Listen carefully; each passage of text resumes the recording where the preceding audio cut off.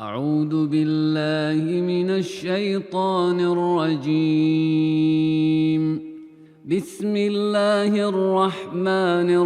الرحيم. طاسيم.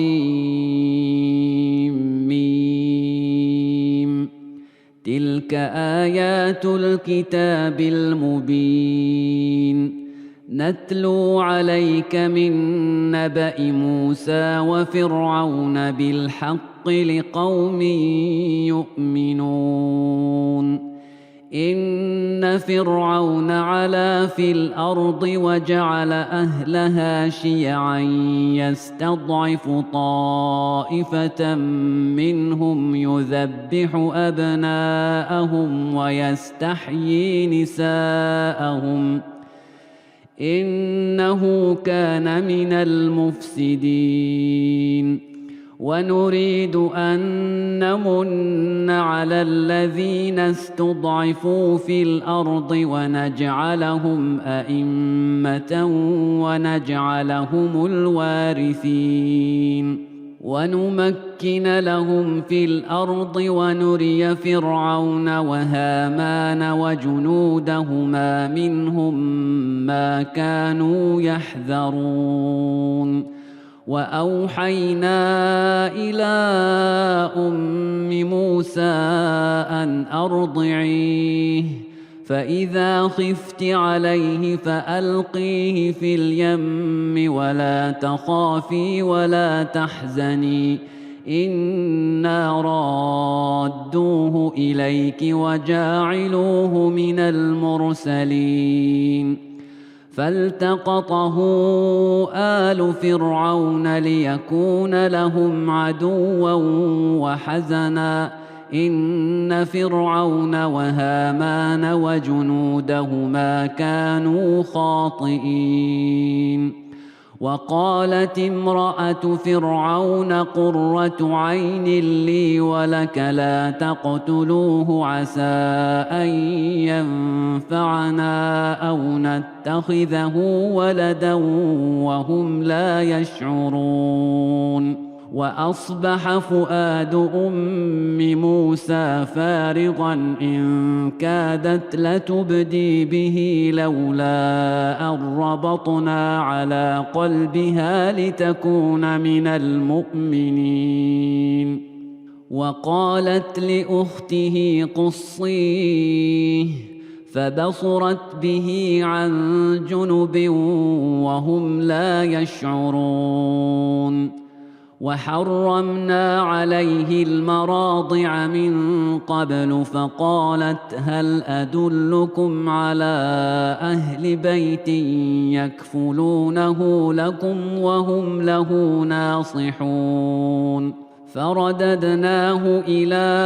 أمه كي تقر عينها ولا تحزن ولتعلم أن وعد الله حق ولكن أكثرهم لا يعلمون. ولما بلغ أشده واستوى آتيناه حكما وعلما وكذلك نجزي المحسنين. ودخل المدينة على حين غفلة من أهلها فوجد فيها رجلين يقتتلان هذا من شيعته وهذا من عدوه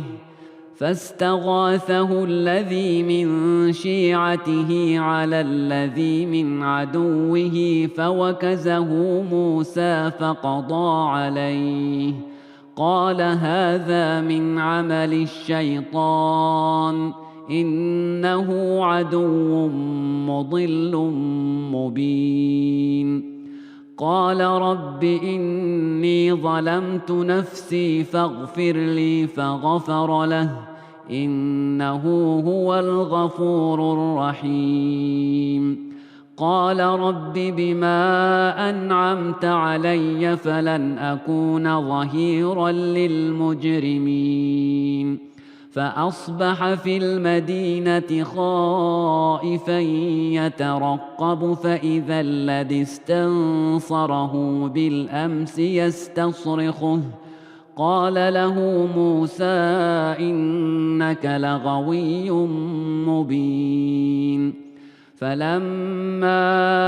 أن أراد أن يبطش بالذي هو عدو لهما قال يا موسى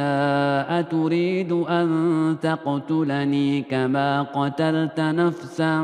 بالأمس إن تريد إلا أن تكون جبارا في الأرض وما تريد أن تكون من المصلحين وجاء رجل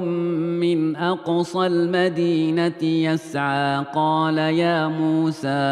إن الملأ يأتمرون بك ليقتلوك فاخرج إني لك من الناصحين فخرج منها خائفا يترقب قال رب نجني من القوم الظالمين ولما توجه تلقاء مدين قال عسى ربي أن يهديني سواء السبيل ولما ورد ماء مدين وجد عليه أمة من الناس يسقون ووجد من دونهم امرأتين تذودان قال ما خطبكما قالتا لا نسقي حتى يصدر الرعاء وأبونا شيخ كبير فسقى لهما ثم تولى إلى الظل فقال رب إني لما أنزلت إلي من خير فقير فجاءته إحداهما تمشي على استحياء قالت إن أبي يدعوك ليجزيك أجر ما سقيت لنا فلما جاءه وقص عليه القصص قال لا تخف نجوت من القوم الظالمين قالت إحداهما يا أبت استأجره إن خير من استأجرت القوي الأمين قال إني أريد أن أنكحك إحدى ابنتي هاتين على أن تأجرني 8 حجج فإن أتممت 10 فمن عندك وما أريد أن أشق عليك ستجدني إن شاء الله من الصالحين قال ذلك بيني وبينك أيما الأجلين قضيت فلا عدوان علي والله على ما نقول وكيل فلما قضى موسى الأجل وسار بأهله آنس من جانب الطور نارا قال لأهلهم كثوا إني آنست نارا لعلي آتيكم منها بخبر أو جذوة من النار لعلكم تصطلون فلما أتاها نودي من شاطئ الوادي الأيمن في البقعة المباركة من الشجرة أن يا موسى إني أنا الله رب العالمين وأن ألق عصاك فلما رآها تهتز كأنها جان ولا مدبرا ولم يعقب يا موسى أقبل ولا تخف إنك من الآمنين أسلك يدك في جيبك تخرج بيضاء من غير سوء واضمم إليك جناحك من الرهب فذلك برهانان من ربك إلى فرعون وملئه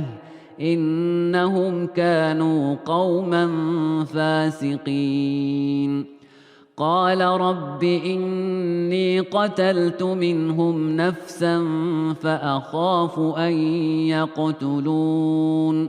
وأخي هارون هو أفصح مني لسانا فأرسله معي يرد أن يصدقني إني أخاف أن يكذبون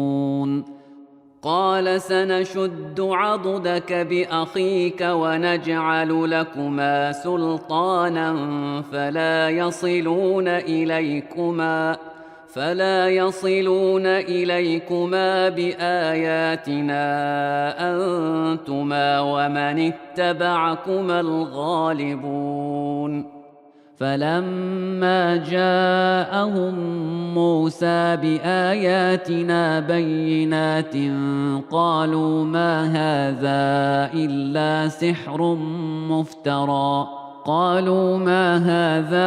إلا سحر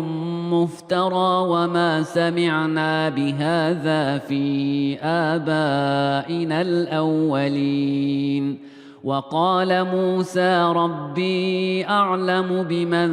جاء بالهدى من عنده ومن تكون له عاقبة الدار إنه لا يفلح الظالمون وقال فرعون يا أيها الملأ ما علمت لكم من إله غيري فأوقد لي يا هامان على الطين فاجعل لي صرحا لعلي أطلع إلى إله موسى وإني لأظنه من الكاذبين واستكبر هو وجنوده في الأرض بغير الحق وظنوا أنهم إلينا لا يرجعون فأخذناه وجنوده فنبذناهم في اليم فانظر كيف كان عاقبة الظالمين وجعلناهم أئمة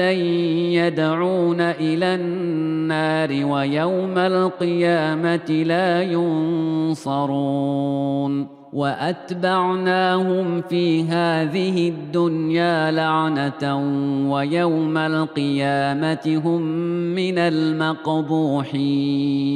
ولقد آتينا موسى الكتاب من بعد ما أهلكنا القرون الأولى بصائر للناس وهدى ورحمة لعلهم يتذكرون وما كنت بجانب الغربي إذ قضينا إلى موسى الأمر وما كنت من الشاهدين ولكننا أنشأنا قرونا فتطاول عليهم العمر وما كنت ثاويا في أهل مدين تتلو عليهم آياتنا ولكننا كنا مرسلين وما كنت بجانب الطور إذ نادينا ولكن رحمة من ربك لتنذر قوما ما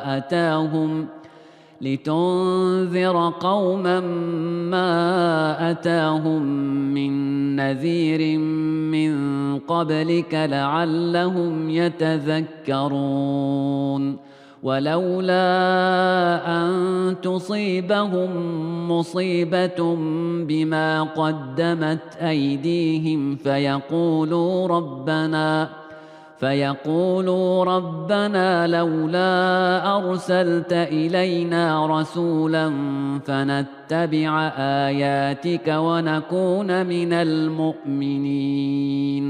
فلما جاءهم الحق من عندنا قالوا لولا أوتي مثل ما أوتي موسى أولم يكفروا بما أوتي موسى من قبل قالوا سحران تظاهرا وقالوا إنا بكل كافرون. قل فأتوا بكتاب من عند الله هو أهدى منهما أتبعه إن كنتم صادقين. فإن لم يستجيبوا لك فاعلم أنما يتبعون أهواءهم ومن أضل ممن اتبع هواه بغير هدى من الله إن الله لا يهدي القوم الظالمين. ولقد وصلنا لهم القول لعلهم يتذكرون. الذين آتيناهم الكتاب من قبله هم به يؤمنون وإذا يتلى عليهم قالوا آمنا به إنه الحق من ربنا إنا كنا من قبله مسلمين. أولئك يؤتون أجرهم مرتين بما صبروا ويدرؤون بالحسنة السيئة ومما رزقناهم ينفقون. وإذا سمعوا اللغو أعرضوا عنه وقالوا لنا أعمالنا ولكم أعمالكم سلام عليكم لا نبتغي الجاهلين. إنك لا تهدي من أحببت ولكن الله يهدي من يشاء وهو أعلم بالمهتدين. وقالوا إن نتبع الهدى معك نتخطف من أرضنا أولم نمكن لهم حرما آمنا يجبى إليه ثمرات كل شيء رزقا من لدنا ولكن أكثرهم لا يعلمون. وكم أهلكنا من قرية بطرت معيشتها فتلك مساكنهم لم تسكن من بعدهم إلا قليلا وكنا نحن الوارثين. وما كان ربك مهلك القرى حتى يبعث في أمها رسولا يتلو عليهم آياتنا وما كنا مهلك القرى إلا وأهلها ظالمون. وما أوتيتم من شيء فمتاع الحياة الدنيا وزينتها وما عند الله خير وأبقى أفلا تعقلون. أفمن وعدناه وعدا حسنا فهو لاقيه كمن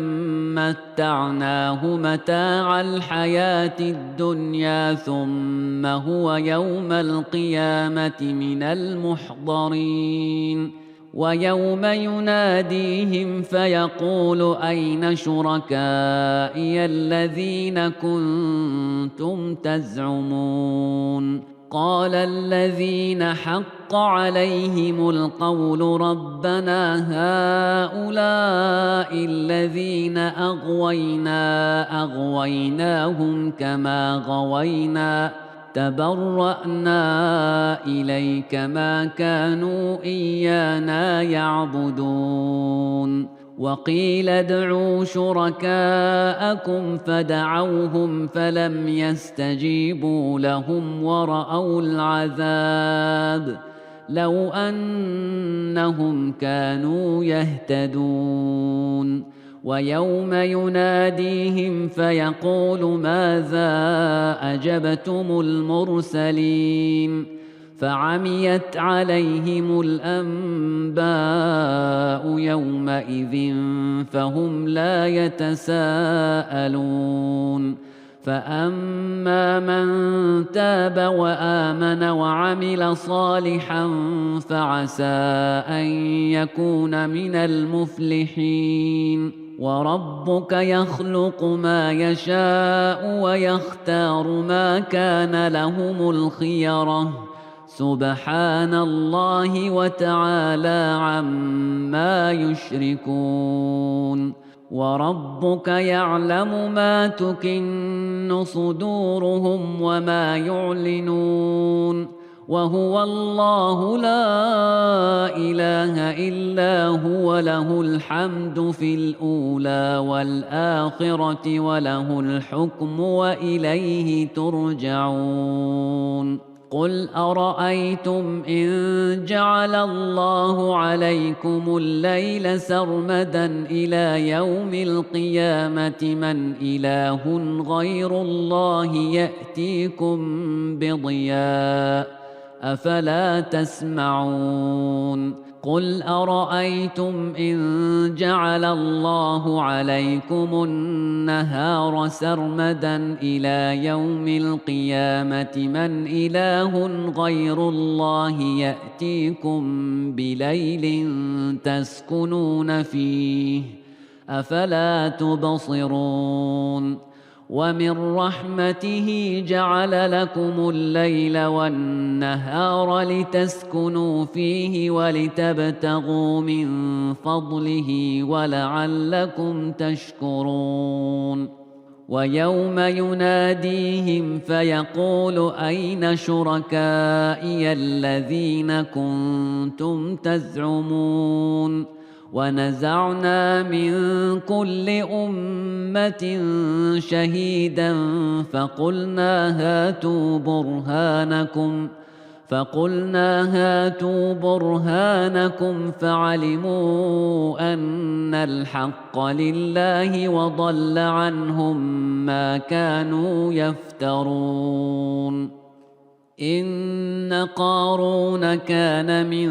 قوم موسى فبغى عليهم وآتيناه من الكنوز ما إن مفاتحه لتنوء بالعصبة أولي القوة إذ قال له قومه لا تفرح إن الله لا يحب الفرحين وابتغ فيما آتاك الله الدار الآخرة ولا تنس نصيبك من الدنيا وأحسن كما أحسن الله إليك ولا تبغ الفساد في الأرض إن الله لا يحب المفسدين قال إنما أوتيته على علم عندي أولم يعلم أن الله قد أهلك من قبله من القرون من هو أشد منه قوة وأكثر جمعا ولا يسأل عن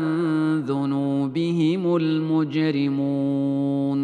فخرج على قومه في زينته قال الذين يريدون الحياة الدنيا يا ليت لنا مثل ما أوتي قارون إنه لذو حظ عظيم وقال الذين أوتوا العلم ويلكم ثواب الله خير لمن آمن وعمل صالحا ولا يلقاها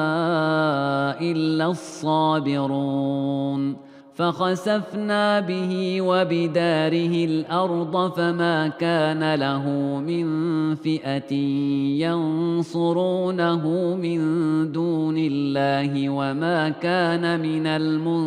المنتصرين. وأصبح الذين تمنوا مكانه بالأمس يقولون ويكأن الله يبسط الرزق لمن يشاء من عباده ويقدر لولا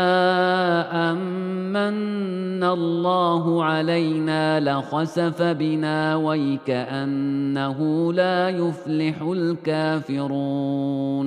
تلك الدار الآخرة نجعلها للذين لا يريدون علوا في الأرض ولا فسادا والعاقبة للمتقين. من جاء بالحسنة فله خير منها ومن جاء بالسيئة فلا يجزى الذين عملوا السيئات إلا ما كانوا يعملون. إن الذي فرض عليك القرآن لرادك إلى معاد قل ربي أعلم من جاء بالهدى ومن هو في ضلال مبين. وما كنت ترجو أن يلقى إليك الكتاب إلا رحمة من ربك فلا تكونن ظهيرا